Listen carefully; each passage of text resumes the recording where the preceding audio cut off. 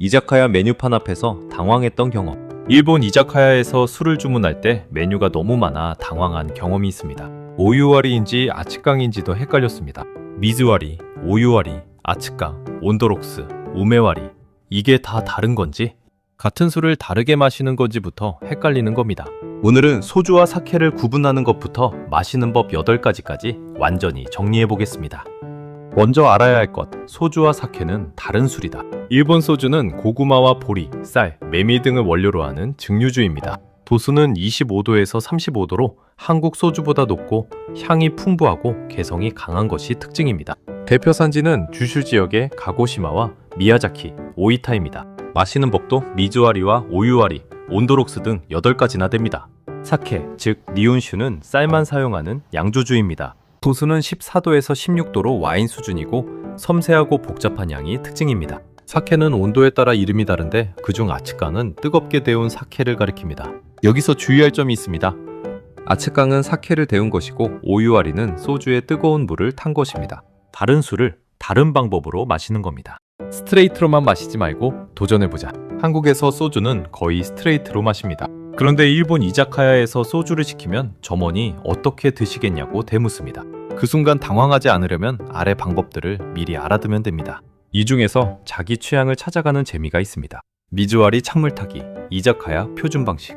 소주 6에 물 4를 기본으로 하고 부드럽게 마시고 싶으면 소주 5에 물 5로 맞춥니다. 순서가 중요한데 물을 먼저 붓고 소주를 나중에 붓습니다. 얼음을 가득 넣고 물을 먼저 부은 뒤 소주를 나중에 부으면 자연스럽게 섞여서 굳이 젓지 않아도 됩니다. 도수가 낮아지고 소주 향이 부드럽게 살아나며 여름철이나 식사 중에 마시기 최적입니다. 회나 해산물 요리처럼 음식 맛을 방해하지 않는 안주와 잘 어울립니다. 오유와리 뜨거운 물 타기, 겨울 최강의 향 극대화.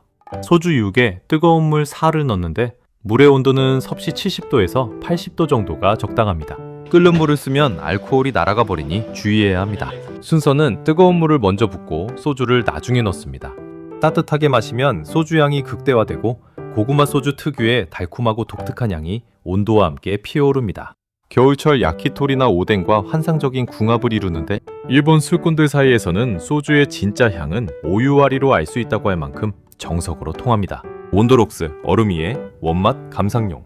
두꺼운 잔에 큰 얼음을 한두 개 넣고 소주를 천천히 부은 뒤 살짝 한 번만 저어줍니다. 아무것도 타지 않아 소주 본래의 맛과 향을 가장 잘 느낄 수 있는 방법이라 고급 소주나 보리 소주를 감상할 때 적합합니다. 얼음이 녹으면서 서서히 희석되기 때문에 처음과 마지막 맛이 다르게 느껴지는 것도 매력입니다. 소다와리 탄산 스타기, 여름 최강의 하이볼 스타일. 얼음을 가득 넣고 소주를 먼저 부은 뒤 탄산수를 천천히 따릅니다.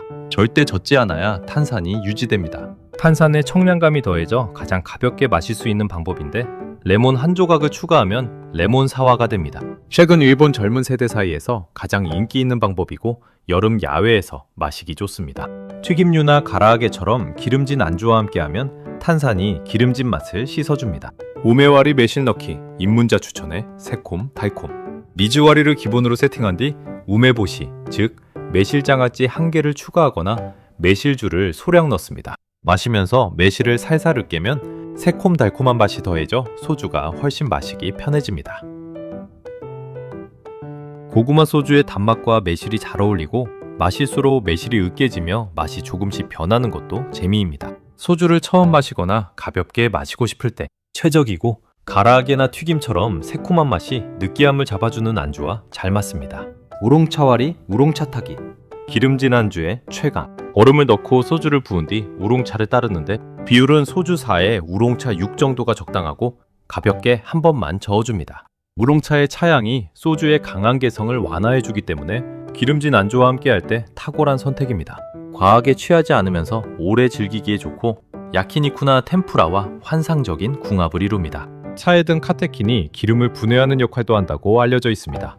헷갈리는 순서, 이것만 기억하자. 미즈와리와 오유와리는 물, 즉 차가운 물이든 뜨거운 물이든 먼저 넣고 소주를 나중에 넣습니다. 이 순서를 지키면 자연스럽게 섞여서 굳이 저을 필요가 없습니다. 반대로 소다와리는 소주를 먼저 넣고 탄산수를 나중에 넣으며 절대 젓지 않아야 합니다. 저으면 탄산이 빠져나가기 때문입니다. 아츠깡은 소주가 아니다, 사케를 데운 것이다. 아츠깡을 오유와리와 혼동하는 경우가 많습니다. 둘 다 따뜻한 술이지만 완전히 다릅니다. 아츠깡은 사케, 즉 청주를 도자기병째 중탕으로 데운 것이고 오유와리는 소주의 뜨거운 물을 타는 것입니다.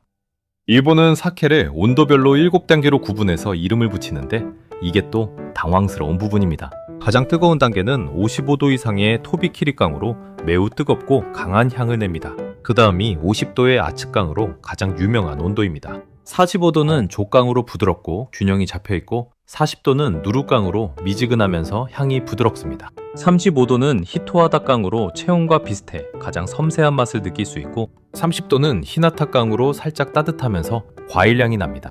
반대로 5도의 유키비에는 눈처럼 차갑게 마시는 방식입니다. 아츠깡을 만들 때 가장 중요한 건 직접 가열하지 않는 것입니다.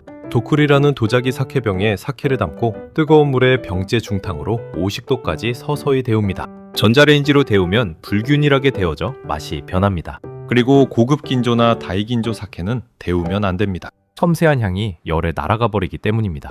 아츠깡에는 혼조조나 준마이 스타일이 적합합니다. 상황별로 골라보는 재미. 겨울 이자카야에서 추운 날에는 오유와리나 아츠깡이 좋습니다. 따뜻함으로 몸을 녹이고 향을 극대화할 수 있는데 오유와리는 소주, 아츠깡은 사케라는 점만 기억하면 됩니다. 여름이나 가볍게 마시고 싶을 때는 소다와리가 적합한데 레몬 한 조각을 더하면 레몬 사와가 완성됩니다. 고구마 소주를 처음 마셔볼 때는 우메와리가 좋은데 매실이 소주 향을 완화해 입문자가 가장 편하게 마실 수 있습니다. 야키니쿠나 기름진 안주와 함께할 때는 우롱차와리가 어울리는데 차에 카테킨이 기름을 씻어주고 소주 향을 부드럽게 잡아줍니다. 좋은 소주를 제대로 감상하고 싶다면 온도록스나 스트레이트가 정답인데 아무것도 타지 않고 소주 본연의 맛과 향을 그대로 느끼는 방법입니다. 규슈 이자카야에서 현지처럼 마시고 싶다면 고구마 소주를 오유와리로 마시는 것이 가고시마와 미야자키의 정석입니다. 스트레이트로만 마시지 말자. 정리하면 이렇습니다. 가장 중요한 것은 아츠깡은 사케, 오유와리는 소주라는 구분입니다. 이 구분 하나가 이자카야에서 당황하지 않는 첫걸음입니다. 순서 법칙도 기억해두면 좋은데 미즈와리와 오유와리는 물 먼저 소주, 나중, 소다와리는 소주 먼저 탄산 나중에 넣고 젓지 않습니다. 처음 일본 소주를 마신다면 미즈와리나 우메와리를 추천하고 겨울엔 오유와리로 고구마 소주의 진짜 향을 경험해보는 것도 좋습니다. 같은 소주도 마시는 방법에 따라 전혀 다른 술이 됩니다. 스트레이트로만 마시지 말고 다음 이자카야에서는 한번 도전해보시길 권합니다. 오늘 이야기가 흥미로우셨다면 구독과 좋아요 부탁드립니다. 다음 이야기에서 또 만나요.